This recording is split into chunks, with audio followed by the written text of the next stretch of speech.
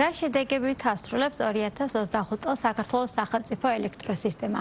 რა მიზნები და პრიორიტეტები აქვს ქვეყნის ელექტროენერგიის გადამცემის სისტემის ერთადერთ ოპერატორს? კომპანიის დირექტორი ოპერატიული რეჟიმების და დისპეჩერიზაციის საკითხებში გიორგი ამოზაშვილია, ენერგეტიკის რუბრიკის სტუმარი. მოგესალმებით გიორგი, პირველ რიგში დიდი მადლობა რომ ხართ ჩვენი სტუმარი. დიდი მადლობა მოწვევისთვის, ქალბატონო ანუკი, მოგესალმებით და მივესალმებით თქვენ ტელემაყურებლებს. პირველ რიგში მინდა მოგილოცოთ დამდეგი შობა ახალი წელი და უსურვო თქვენ ტელემაყურებლებს სრულიად საქართველოს სინათლე და სითბო ოჯახებში. ძალიან დიდი მადლობა გიორგი, გიერთდებით ამ სურვილებში. ჩვენ საუბარი მინდა დავიწყოთ საქართველოს გადამცემი ქსელის განვითარების 10 წლიანი გეგმის, რომელიც განსაზღვრავს გრძელვადიან პერსპექტივაში დარგის განვითარებას. აი ამ დოკუმენტზე ცოტა მეტი რო გითხრათ, როგორ ხდება მისი პრიორიტეტული მიმართულებების განსაზღვრა და გადახედვა? რამდენ ხანში ერთხელ ხდება ამ დოკუმენტის გადახედვა და განახლება? ძალიან მნიშვნელოვანი საკითხია. პირველ რიგში დავაზუსტებ, რომ მე ვარ დირექტორთა საბჭოს წევრი და არა კომპანიის დირექტორი და დირექტორთა საბჭოს წევრი ოპერატიული რეჟიმებისა და დისპეჩერიზაციის საკითხებში. რა თქმა უნდა, 10 წლიანი გეგმის შემუშავება ეს არის ძალიან მნიშვნელოვანი და საჭირო დოკუმენტი. 2015 წლიდან მუშავდება ეს სტრატეგიული დოკუმენტი. ამას საქართველოს კანონი ენერგეტიკისა და წყალმომარაგების შესახებ 53 მუხლით არეგულირებს. ეს იმდენად მნიშვნელოვანი დოკუმენტია, რომ ეხლა მუშაობთ ისეთ საკითხებზე, როგორც არის განახლებადი ენერგიის წყაროების ინტეგრაცია გაზრდილი მოთხოვნების შესაბამისად ჩვენს ინფრასტრუქტურულ ქსელში და ამიტომ ძალიან სიფრთხილით ვეკიდებით ამ სტრატეგიული დოკუმენტის შემუშავებას, იმიტომ რომ ძალიან გაზრდილია ისეთი განახლებადი ენერგიის წყაროების მიერთებებზე მოთხოვნები, როგორც არის მზისა და ქარის ელექტროსადგურები. ამისთვის ჩვენ კომპანიაში ძალიან ინტენსიურად დაიწყო დამუშავება გაზრდილი მოთხოვნების და ვცდილობთ, რომ დავიყვანოთ გონერულ მოცულობაზე, რომ უსაფრთხოდ მოხდეს ინტეგრირება ჩვენს ინფრასტრუქტურულ ქსელში და მინდა აქვე აღვნიშნო, რომ ჩვენი ქსელი წელს განსაკუთრებით ინტენსიურად ძლიერდება, განსაკუთრებით ხდება რეაბილიტაციების შიდა სასისტემო ელექტროგადამცემ ხაზებზე და ქვესადგურებში და პერმანენტულად ხორციელდება ისეთი საერთაშორისო პროექტების განხორციელება, რომლებიც უკვე უზრუნველყოფენ ამ განახლებადი ენერგიის წყაროების მიერთებას ჩვენ ელექტროენერგეტიკულ სისტემაში და აქვე მინდა ხაზი გაუსვა ისეთ მასშტაბურ პროექტებს და უპრეცედენტო პროექტს, როგორც არის ელექტროენერგიის შემნახველი ბატარეები, რომელიც დედაქალაქის სიახლოვეს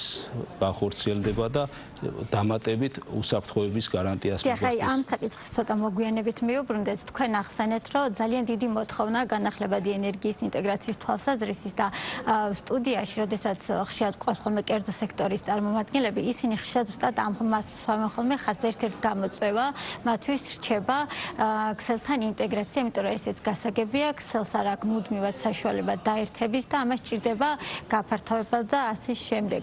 ბევრი აქტივობები ამ მხრივ გასაკეთებელი. მინდა რომ დაუბრუნდეთ 10 წლიანი განვითარების გეგმას, აი ეს არის ერთგვარ ხშირად მსმენელი, რომ კონსტიტუციაც არის ხო ეს დარგის. როგორ მიყვება ელექტროსისტემა და წლევანდელი წელი რო შევაჯამოთ, აი აღებული 10 წლიანი გეგმიდან რას გამოყოფდით ყველაზე მნიშვნელოვან სამუშაოს, რომელიც შესულდა და მომავალ წლებში რა გაქვთ დაგეგმილი როგორც ქსელთან ინტეგრაციის თვალსაზრისით, ასევე ქვეყნის უწყვეტი და საიმედო მომარაგებისთვის. მნიშვნელოვან პროექტებს რას გამოყოფდით? კი ბატონო, მნიშვნელოვან პროექტებს რა თქმა უნდა პირველ რიგში გამოყოფ შავი ზღვის კაბელის პროექტს, რომელიც ასე ვთქვათ საერთო ინტერესების მქონე პროექტად იქნა აღიარებული ევროგაერთიანების მიერ და მოგვენიჭა ეს სტატუსი. ფაქტიურად ამ პროექტთან დაკავშირებით ხდება დანარჩენი მნიშვნელოვანი პროექტების განხორციელებაც. კიდევ აქვე ხაზს გაუსმევდი ისე ენერგიის შემნახველ ბატარეებს, რომლებსაც კიდევ მოგვიანებით შევეხვებით და რომელიც არის უსაფრთხოების გარანტია ჩვენი ელექტროენერგეტიკული სისტემისთვის. მნიშვნელოვანია, რომ განხორციელდა მნიშვნელოვანი ქვესადგურის წყალტუბო 500-ის სრულფაზოვანი დასრულება და ეხლა უკვე დამოკიდებული ვართ ელექტროგადამცემი ხაზების ამ ქვესადგურში მიერთებაზე და მომავალ ხანში იგეგმება რომ ეს პროექტებიც განხორციელდება თანმიმდევრულად.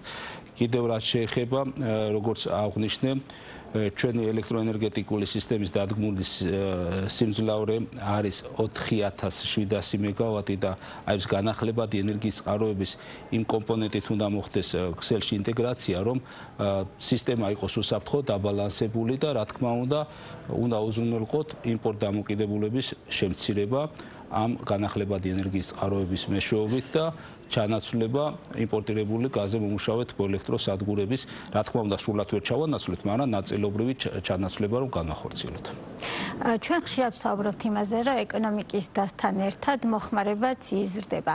აი ამ კონტექსტში მინდა გითხრათ, რა ნაბიჯები იდგმება იმისთვის, რომ გენერაციის წყაროები უფრო მეტად განვითარდეს და უფრო სწრაფად დაიწიოს მოხმარებას.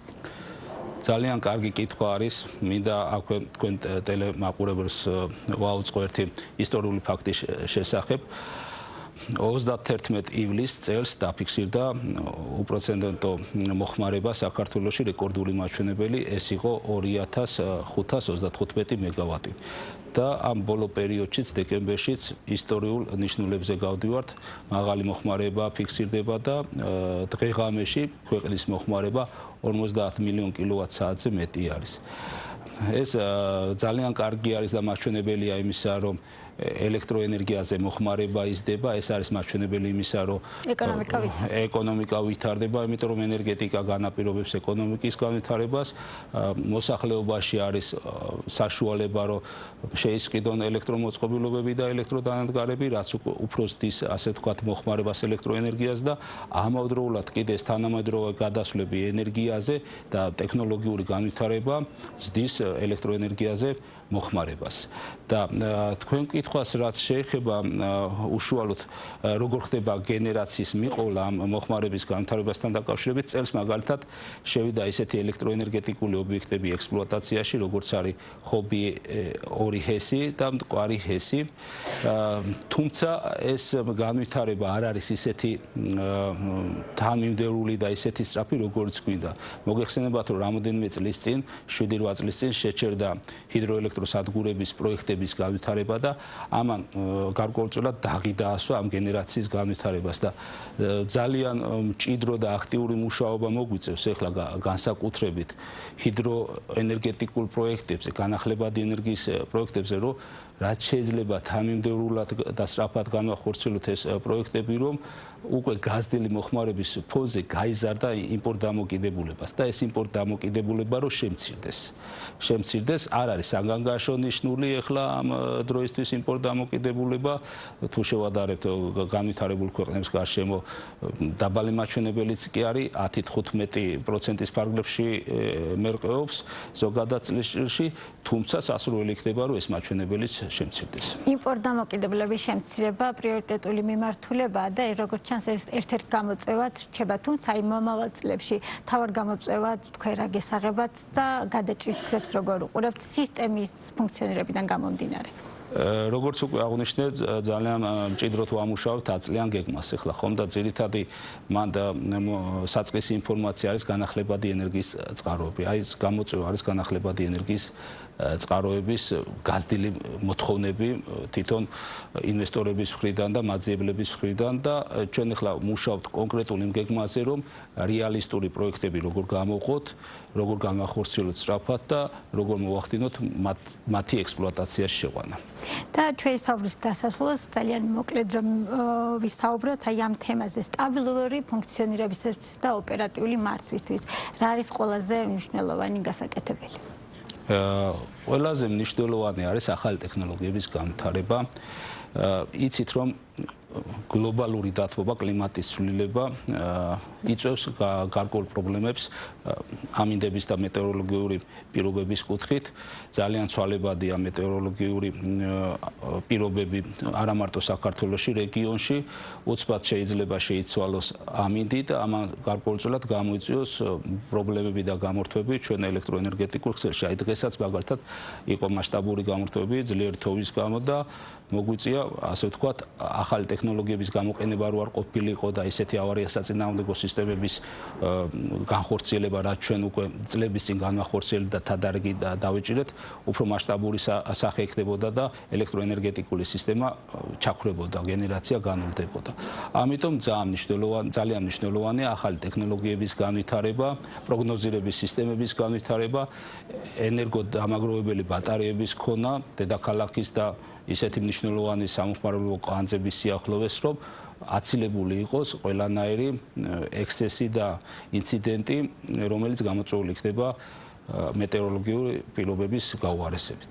ძალიან დიდი მადლობა გიორგი, მე გისურვებთ წარმატებას. მაყურებელს შევახსენებ, რომ ჩვენი სტუმარი იყო გიორგი ამოზაშვილი, დირექტორთა საბჭოს წევრი, დირექტორი ოპერატიული რეჟიმებსა და დისპეჩერიზაციის საკითხებში.